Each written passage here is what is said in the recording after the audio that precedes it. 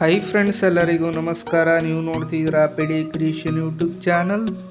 Friends, Gruhalakshmi ಯೋಜನೆ 15ನೇ ಕಂತಿನ ಹಣ ಇನ್ನೂ ಸರ್ಕಾರದಿಂದ ಯಾವುದೇ ಜಿಲ್ಲೆಗಳಿಗೂ ಕೂಡ ಬಿಡುಗಡೆ ಆಗಿಲ್ಲ. ತುಂಬ ಮಹಿಳೆಯರೆಲ್ಲ ಕಾಯ್ಕೊಂಡು ಕೂತಿದ್ರು, ವೆಯ್ಟ್ ಮಾಡ್ತಿದ್ರು ಇಷ್ಟೊಂದು ದಿನ. ತಿಂಗಳ ಕೊನೆ ಆದರೂ ಇದೇನಪ್ಪ ಗೃಹಲಕ್ಷ್ಮಿ ಯೋಜನೆಯ 15ನೇ ಕಂತಿನ ಹಣ ಬಿಡುಗಡೆ ಆಗಲಿಲ್ವಲ್ಲ, ಬರುತ್ತೋ ಬರಲ್ವ ಅಂತ ತುಂಬ ಮಹಿಳೆಯರು ವೆಯ್ಟ್ ಮಾಡ್ತಿದ್ದೀರ. ಗೃಹಲಕ್ಷ್ಮಿಯರಿಗೆ ಇದೊಂದು ದೊಡ್ಡ ತಲೆನೋವಾಗಿದೆ ಅಂತ ಹೇಳ್ಬೋದು.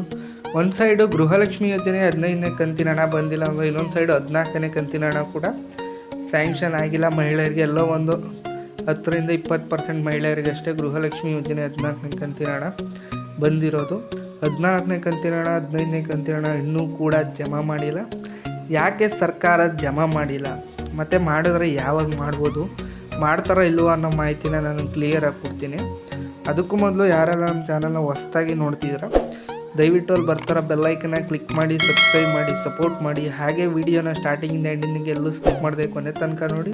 ಮತ್ತು ವಿಡಿಯೋಗೊಂದು ಲೈಕ್ ಬಟನ್ ಕ್ಲಿಕ್ ಮಾಡಿ ಲೈಕ್ ಕೊಡಿ ಫ್ರೆಂಡ್ಸ್ ವಿಡಿಯೋಗೆ. ಇವಾಗ ಎಲ್ಲ ಮಹಿಳೆಯರು ಗೃಹಲಕ್ಷ್ಮಿ ಯೋಜನೆ 14ನೇ ಕಂತಿನ ಹಣ ಮತ್ತು 15ನೇ ಕಂತಿನ ಹಣಕ್ಕೋಸ್ಕರ ತುಂಬ ವೆಯ್ಟ್ ಮಾಡ್ತಿದ್ದಾರೆ. ಯಾಕೆ ಸ್ಯಾಂಕ್ಷನ್ ಆಗಿಲ್ಲ ಸರ್ಕಾರದಿಂದ ಈ ಒಂದು 2 ಕಂತುಗಳು ಅಂತ ತಿಳ್ಕೊಳ್ಳೋಣ.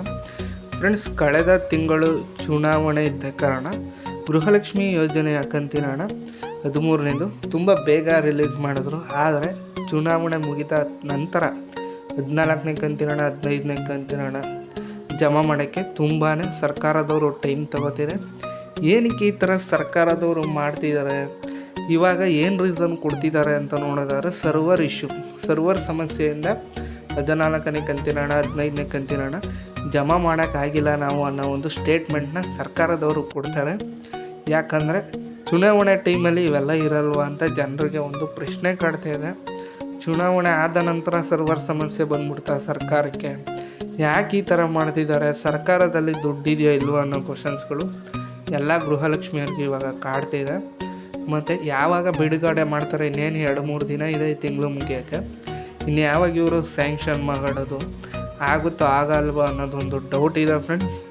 ಗೃಹಲಕ್ಷ್ಮಿ ಯೋಜನೆಯ 14ನೇ ಕಂತಿನ ಹಣ 15ನೇ ಕಂತಿನ ಹಣ ಜಮಾ ಆಗಬೇಕಾದ್ರೆ ನಿಮಗೆ ನೆಕ್ಸ್ಟ್ ಮಂತೇ ಜಮಾ ಆಗೋದು. ಯಾಕಂದರೆ ಈ ತಿಂಗಳು ಇನ್ನೇನೋ ಕೊನೆ ಅಂತ ಬಂದಿದೆ, ಮುಗಿಯುತ್ತೆ ಇನ್ನೊಂದು-2 ದಿನ ಆದರೆ. ಆದ್ದರಿಂದ ನಿಮಗೆ ನೆಕ್ಸ್ಟ್ ತಿಂಗಳು ಫಸ್ಟ್ ವೀಕಲ್ಲಿ ಅಥವಾ ಸೆಕೆಂಡ್ ವೀಕಲ್ಲಿ 14ನೇ ಕಂತಿನ ಹಣ ಬಿಡುಗಡೆ ಮಾಡಿ, ಅದಾದ ನಂತರ ಆ ವಾರದ ನಂತರ 15ನೇ ಕಂತಿನ ಹಣ ಬಿಡುಗಡೆ ಮಾಡೋಬೋದು.